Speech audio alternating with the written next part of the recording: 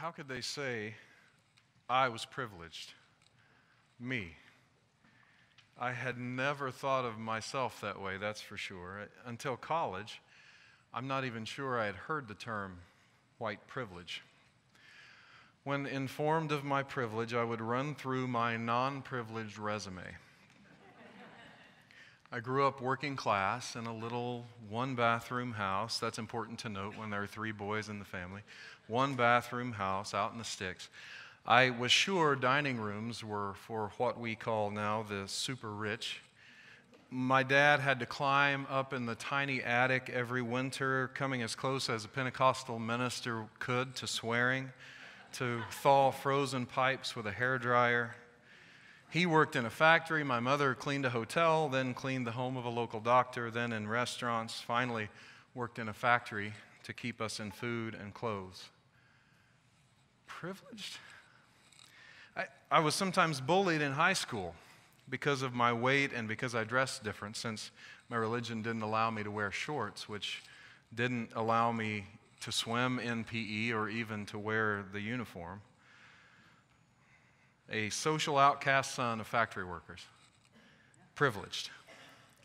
As a 17-year-old college freshman, when I came across that notion, I laughed it off. What I learned later is that my privilege lay not in what I had or didn't have, but in what I didn't have to think about. While black families, fearing for their children's safety, had talks with them about what to do if a police officer pulled them over, we in my almost all white, I say almost because I don't remember any students of color, but I think there must have been. We in my almost all white elementary school had officer friendly, a local officer who came to pass out candy bars and plastic badges, which we wore with pride until the safety pin fell off the back. And I did not experience a disconnect in history class. I felt like I was in the continuum of events that we were studying, because most of the people that we studied looked like me.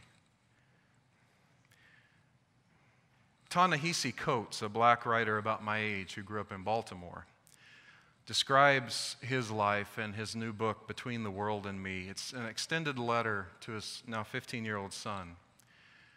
One line jarred me so that I had to stop reading and think about it for a while.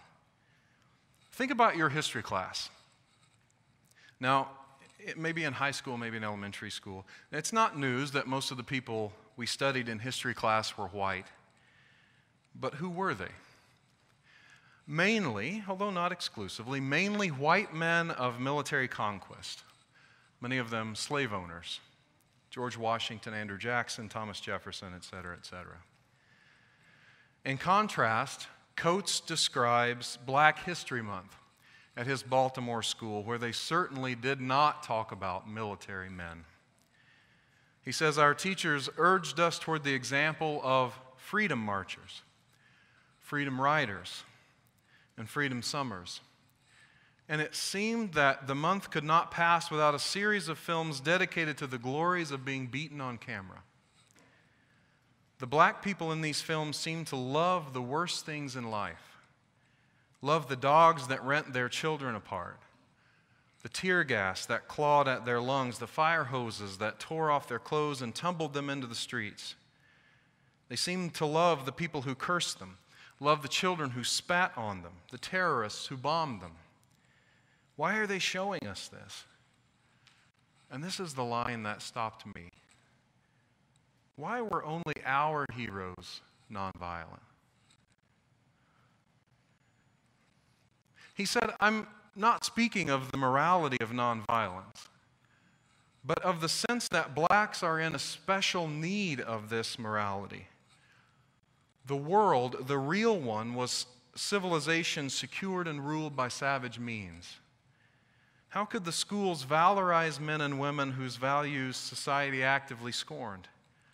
How could they send us out into the streets of Baltimore, knowing all they were, and then speak of nonviolence? Michael Brown could well have asked the same question. How can anyone speak of nonviolence when the streets of St. Louis County are deadly? when the schools to which we send black and brown children are woefully inadequate. Did you know the school that Michael Brown went to spent more than a decade receiving state educational ratings of 0 without being closed? That when it was finally closed and students had to be bused to other mostly white schools, the mostly white parents had parents' meetings in which they asked questions like, what are we going to do about the crime that's coming to our schools, even though there was no evidence that that was happening? Did you know that the first thing Michael Brown's mother said in an interview after his death was, and I'm paraphrasing, "I just got him through high school." A young black man graduating, do you know how hard that is? How can I, a social outcast, white child of factory workers, be privileged? Because I had to experience none of that. Not just experience. As a child, these things didn't cross my mind because they didn't have to. Of course, over the past year, the deaths of black people at the hands of police numbering in double digits and finally being covered in the media have reminded us that we have a great deal of work to do. And so when a few thousand Unitarian Universalists gathered in Portland in June for our annual assembly, these issues were on our minds. And a group of delegates, many of them youth, wrote up a resolution to support the Black Lives Matter movement, which sprung up as a reaction to the death of Trayvon Martin. The resolution eventually became an action of immediate witness, basically a call to congregations to act. I won't read the entire resolution this morning. You can check it out online, or you can read it at the back of the sanctuary where Beverly McCormick posted a copy. But I do want to offer some highlights. The resolution quotes a few Unitarian Universalist principles and acknowledges that, quote, allowing injustice to go unchallenged violates our principles. In the section that lays out the foundation for supporting the Black Lives Matter movement, it reads, whereas Tanisha Anderson, Rekia Boyd, Michael Brown, Miriam Carey, Michelle Cusseau, Shelley Frey, Eric Gardner, Freddie Gray, Trayvon Martin, Kayla Moore, Tamir Rice, and Tony Robinson are just a few names of people who were recently killed by the racism that exists in the United States today. And whereas people of all ages and races are killed by law enforcement, yet black people ages 20 to 24 are 7 times more likely to be killed by law enforcement. Whereas mass incarceration fueled by for-profit prisons and racially biased police practices drive the disproportionate imprisonment of black and brown Americans, whereas the school-to-prison pipeline is an urgent concern because 40% of black students are expelled from U.S. public schools, and 1 out of 3 black men is incarcerated during his lifetime. These are some of the foundations for Unitarian Universalist support of Black Lives Matter. It says 40% of black students are expelled. The actual statistic, as I found it, is that 40% of children expelled from U.S. schools are black. Though in the U.S. Department of Education study that this number came from, only 18% of the students were black. It's a little more nuanced than the resolution allows for. So in proper resolution form, after all the whereases come the therefores, the action part. Since this resolution was approved by the delegates from our congregations, including some from here, it is the General Assembly speaking back to congregations. It is us calling ourselves to action. Here's part of the challenge. The 2015 General Assembly of the Unitarian Universalist Association calls member congregations to action, to become closer to a just world community and to prevent future incidents of this nature, to engage in intentional learning spaces to organize for racial justice with recognition of the interconnected nature of racism, coupled with systems of oppression that impact people based on class, gender identity, sexual orientation, ability, and language. This next part was really controversial on the floor of the assembly. We talked some about the substance, and then we talked about the process that led to the substance, which is, for progressives, a good substitute. It's sort of an emotional proxy. I'm really emotional about the content, so I'm going to talk about the process for a while. And then we got back to the content. It was truly, truly one of the more emotional moments in my limited experience at General Assembly. The 2015 General Assembly encourages member congregations and all Unitarian Universalists to work toward police reform and prison abolition. And at first, it just stopped there. And people were saying, hey, are we sure we want to abolish the prison system? Some said, aren't there people who deserve to be in prison? And we sort of talked about that for a while. Later, a qualifier was added because no one was looking to abolish the entire prison system. A qualifier was added, abolish the prison system which seeks to replace, prison abolition rather, which seeks to replace the current prison system with a system that's more just and equitable. It's important to note that that's a key part of the Black Lives Matter movement. One of the founders, Patrisse Cullors, said recently in an article, there's police surveillance and incarceration. That's the prison industrial complex. And as abolitionists, we're trying to abolish the police state and surveillance as we currently know it. The surveillance of human bodies, black folks, no surveillance, she says. We were stolen and brought here from the jump. We were registered as non-human, as chattel. As such, state-sanctioned violence not only translates to the extrajudicial killing of black people, but is also reflected in the more than 1 million black people incarcerated, disproportionate poverty of black communities, attacks on black women and families, violence against queer and trans black bodies, as well as the estimated 500,000 undocumented black people, predominantly from the Caribbean and Central America, in the United States, relegated to the margins of society. End quote.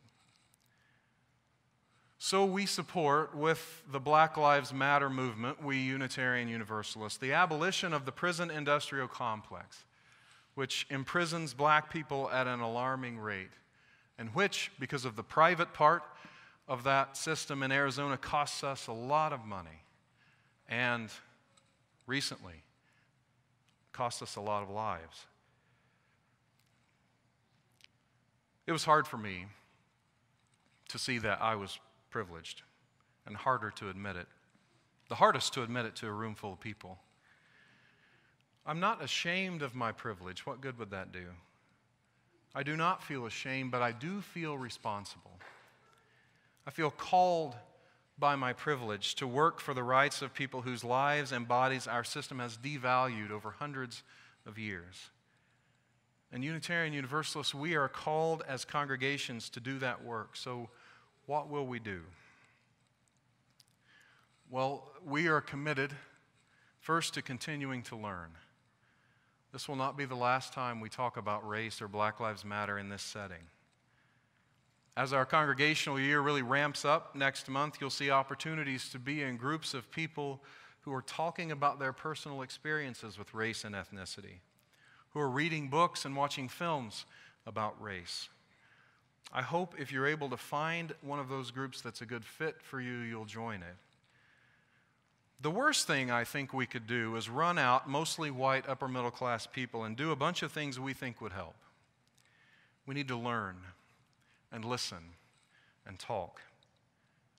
There are other conversations happening. We're looking at hanging a Black Lives Matter banner on our campus, as have many of our sibling congregations across the country, as a public witness of our values. Now, actions like hanging a banner to some people seem empty, but they're not. They start conversations in our communities, and they let people know that this is a safe place to talk about such things. Some of our younger members are looking at potential ways they might be involved too. We're looking for paths to relationship with historically black congregations. Valley Unitarian Universalist is heeding the call to action. The need is urgent. Lives are at stake, and yet, it's my opinion that we won't be able to save the entire world. I'm reminded of Thomas Merton's quote, "To surrender to too many demands, to commit oneself to too many projects, to want to help everyone and everything is to succumb to violence. The frenzy of our activism neutralizes our work for peace. It destroys our own inner capacity for peace. It destroys the fruitfulness of our own work because it kills the root of inner wisdom which makes work fruitful." As we leave this month in which we reflected on the theme of Sabbath, let's remember not to allow our work to become frenzied, but rather steady and committed to a vision of an America in which black lives and black bodies really do matter. We can be both angry and deliberate. We have a long way to go and a lot of work to do. Racism is insidious. Like a virus, it infects nations and systems. Here on the 10th anniversary of Hurricane Katrina, we're reminded just how much we need to change. Most know the story of the 9th Ward from the coverage 10 years ago, populated mostly by poor people of color. It was abandoned just after Katrina for weeks. People were left for days begging for rescue. Many died. But this week, the Nation reported this. After Katrina, investment has been centered in New Orleans' upper-income white neighborhoods. 10 years later, black residents protest the lack of focus and meaningful funds devoted to their neighborhoods. And Unitarian Universalist journalist Melissa Harris Perry says, "The moment that America's collective attention shifted from the lower 9th Ward, so did investment.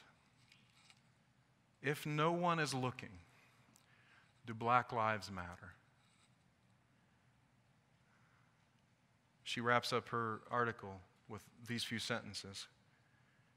As we consider the standing of vulnerable communities in the decades since Katrina and the year since Ferguson, a few things are clear.